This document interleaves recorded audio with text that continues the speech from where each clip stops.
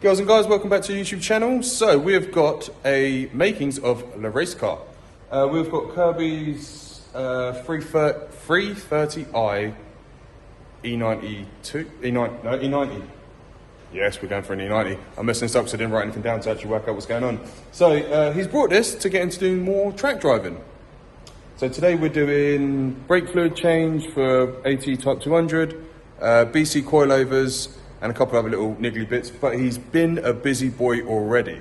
What do I mean by he's been busy? So he's already got some Cobra Suzukas in, he's already got a nice steering wheel in it. It's semi-stripped out. He's obviously got a teddy as a mascot, and you know, you'd think he'd have cleaned it. I don't have a Hoover. It's Club Sport spec. Yeah, so we're going Club Sport spec. So the reason why the boot's like this is because we've already got to the rear suspension bolts at the back and undone the 16s there. But yeah, this thing will be hitting a track day soon. It's already got a little bit of a brake upgrade, some drilled and vented. What pads have you got? Endless. Ooh. MX72s, I think they are. Ooh, fancy boy. Endless pads. Yes. And he has named it Caesar for the number plate, CZR. So what we're going to do is we're going to get this tyre to arch gap sorted out. Oh yeah, put it on its arse. Sort of thing. Say again? I said put it on its arse. Okay, we're going to slam it apparently. Well, you know, there's 17s with chunky tyres, so we're going touring car spec. Touring car spec. So we're going for a touring car spec. To be honest, I can actually see this as touring car. Looks good. Have you still got a stereo in your track car? Okay. Yes. And air conditioning. It's the start of a project. Okay. Also, reason why I made the cleaning joke is Kirby does a lot of content now for Dodo Juice, which is also good because he was also the one that cleaned my 147 GTA, which is still outside. We won't go there. So let's get ripping this apart and get it ready to go on a track day. So when's the first track day? Next Monday, 22nd. Next 22nd. Yeah. Just another update as well, because he just told me reeled off a list of things that have been done. So I thought we'd get this on camera to say what actually goes into prep-wise on building a club sport BMW. Yeah, well, to be fair, the first thing I was going to do, because I bought it with, I knew that it had leaks in the engine, so first thing I did was, yeah, it's a BMW. It was leaking from the sump gasket, the rocker cover gasket, and the oil filter housing gasket. All three of them it was leaking from. So we've replaced all three. We've put exhaust manifolds on that are, I'm just going to call them high flow performance exhaust manifolds that identify as catalytic converters. Okay, cool. We're not eBay specialities, are they? They're not eBay specialities? No. No. They're from Gravity Performance. Oh, nice. That we'll put in there. So are the front discs as well. But yeah, so the engine has not obviously had a complete overhaul, but all of the gaskets done. It's done the maintenance work. Yeah, maintenance, full service, thicker oil, and yeah, manifolds. And then, like I say, we're going to do suspension, wheels. I've got wheels and tyres that are ready to go on. They're in my 46 at the moment. Yeah, they will be fitted at the end of this video. Yes, yeah, we will pick them up. Where's I'll bring tyres them from? later. Tyres are from Tyre Streets UK. Thank you very much to them. Me helping him with his plug there that he forgot. Oh yeah. And I mean Boffy Racing for the wheels as well. Oh, you're really after getting here, aren't you? I've got some Bosch wiper blades. Thank you, Halfords. They didn't do anything for me. I just went and bought them. I've got a trade card. So we don't do Halfords. We don't do Halfords. We don't do Halfords. Yeah, no, there's a lot more plans that I want to happen with it. We're going to be doing subframe refurb, bushes underneath. We're going to do roll bars. Probably short shifter, whether it's a short shift kit or a full. You got to get a CAE. CAE shifter. CAE, okay. how much Other brands are available. Other brands, okay, yeah. Other brands are available. Exactly. Other brands are available. Exhaust is going to be getting done by Overkill Performance in Milton Keynes. At the moment, it's a standard exhaust with the decat manifolds. I mean, catalytic. Yeah. Yep.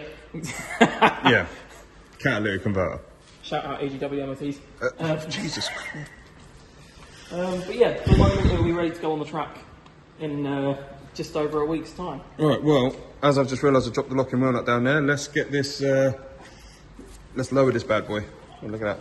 Someone goes to the gym. Let's get it up. Enough of Kirby's waffling, let's actually turn some spanners and lower a car. So, stick with us, it's going to be quite interesting. Do love an end of summer project, so to speak. So yeah. let's lower this down. Also, BC Coilovers were from Larkspeed. They were. That is actually a big shout out to Robert Larkspeed. That man, if you need coilovers or any type of suspension component, Larkspeed leads. Phenomenal. Brilliant service. All right, all 4 boots are off, pending new ones. Ready to put some loose juice on these. Got a 17mm on the back. They are standard drop links, so you do have a space for a spanner. And I think there's 16mm on the nut. They do drop links on the front and then go for the shock bolt. Disconnect some wiring and get ready to whip the shocks out. All right, well, 18 on the drop pinch bolt, that's out. Now, 13s, I've loosened these ones off already. Obviously, I haven't, someone's going, you ain't taking the strap bar out. Yes, because I can't bother to take all this off when I can just get a 13mm spanner in there and slide it out. So I'm just going to loosen these off a little bit. I could use the battery ratchet, but you guys won't be able to hear me. So going to undo that, get that one all the way out at the back, and then whip off the other 2. Right, because these shocks are old and a little bit battered, I managed to push them down enough and swing it out. Now, this is under a little bit of tension, but it's not too bad. If anything, we can give us a little bit more room, but I'd rather that was under more tension than the brake pipe itself. I'll put the little spready boy in the back of the hub, and now that shock's ready to come out, but we've also done exactly the same on this side. So, both shocks are indeed ready to come out. Now, on this one, don't forget you've got the headlight level sensor there. I've disconnected it from there so we don't put pressure on it and break that, because we don't want to do that, do we? I got too busy and missed the good bits. So, what we've done now, the front end is nearly finished. We're just waiting for some wheels. Kirby will turn up at any given point, apparently. So, we've got the BCs on. Drop links are on. Pinch bolt is in and on. They're all married up. Lovely. All we did was fitted the shock to the body of the car, then used the piston jack to support it, wiggle it in place, used the spready boy at the back, opened it up, in the bolt went, bosh. That's the front right, front left, same. What I also realised as well is this thing, I was struggling to get it off and I realised someone's welded it. So I've put a cable tie to hold it in place for now, until I speak to Kirby and tell him what to do with that. But race car, you don't need levelling headlights because race car. So we're going to move on to the back now. But before we do that, got the new shocks and springs out. They're all ready to go. The adjusters. These have got extended adjusters, which are good because then we can poke them through the carpet. Can't believe he's keeping the carpet in there, but you poke him through the carpet and he can make his adjustments. We always set these up on full soft so they bed in nicely. Now, to the back. So, as you remember from the start of the video, you'd know that the interior is out in the back because we've stripped all the shock and the shocky boy is already coming down, which is good. So we're going to undo, I've sprayed loose juice on it, it's not leaking that bad. Undo this shock bolt, 21mm nut and a 22mm for the bolt. I'm going to buzz them off, do one side at a time. This is quite easy actually. It's just a little bit fiddly putting the springs in because they can fall out. We've got the piston jack ready to support everything so we don't get a spring to the face. And we'll be doing the same on this side as well. Again, loose juice has been applied. Let's whip them out. So, 18s, these ones just come off lovely actually. They put up no fight at all. So now they're all done. I'm going to get the real shocks out. I'm going to start loosening off the big boys, the big bolts.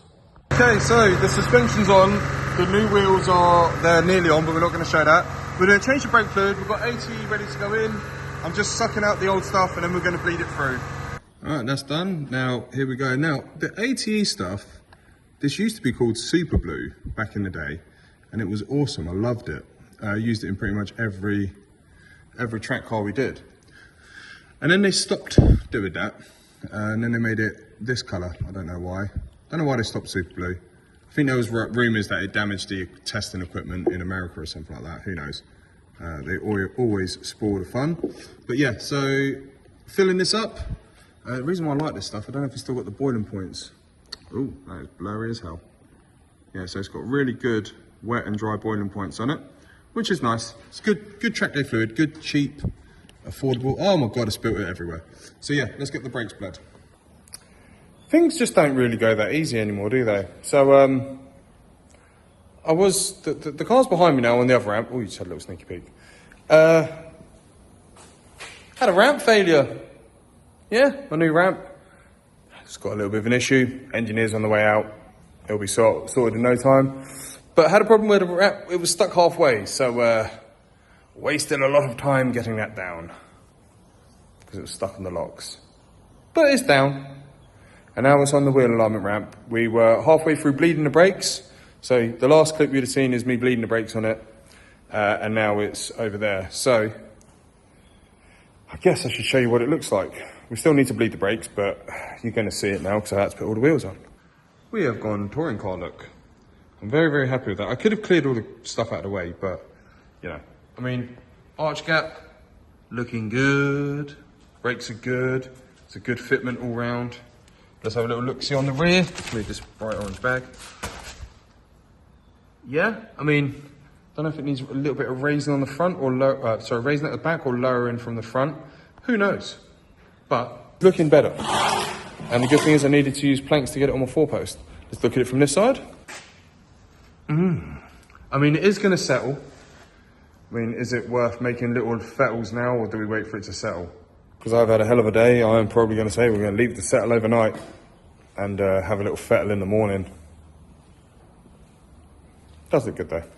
God, it has been a day working on Kirbys soon-to-be racetrack club sport, whatever he wants to call it. Fun vessel. Call it a fun vessel. Don't know where that's come from. So we're going to continue bleeding the brakes, which we couldn't do because my ramp broke. Well, Kirby has now come to join me because misery loves company. I'm still a ramp down, but that's fine. I finished the brake fluid swap on this. Just did another flush. We've gone through like a whole litre of AT now. So that bit's done. Now we're going to get on to actually doing the alignment, and then I'm going to go home and be miserable there. Well, this is how we're going to start, which isn't good. Surprisingly, all the camber is roughly in the green. I don't know how, but the whole left side of the car apparently doesn't like us. I mean, the right side is the original car. The left side is, we're not sure. It's probably another vehicle. No, I'm joking. Miles out. Let's get this all sorted. Right, well, we are still on the alignment. We've done the rear. We're at 2 degrees negative camber on the rear and 008. Toe, which is fine. The front, however, the toe arms were Titanic style, but a lot of heat and a lot of force, then more heat. We finally got them to move, so they're now free and adjustable. Now we're going to go up there. Look at him, he's always on his phone. We're going to go up there and do some camber adjustment. I think we're going to run 2 degrees camber on the front as well, just as a little test bed, see how it all goes. Should be fun. Right, so we've settled on just under 2 degrees negative at the front, and we've gone for a 0 toe at the front just to see how the car reacts. And we've gone for a little bit of toe out on the back, and again, -2 to 2.1 degrees negative on the rear. Now, I'm going to lower it down, reconnect the wheel strut brace, torque the wheels up because I forgot to do that, and then this man gets to test drive his car. Okay, so it is a medium bucket seat, and it is snug. So time for a road test. Just moving some cars behind me, because now that I'm shoehorned into this, I am not getting out. So, road test time. I've been on my first little test drive. Now it is time for the owner to go on his little test drive. And I think he's going to enjoy that. Very darty. Very darty. Well, that concludes coilovers, brake fluid change, and geometry setup on Kirbys' race car.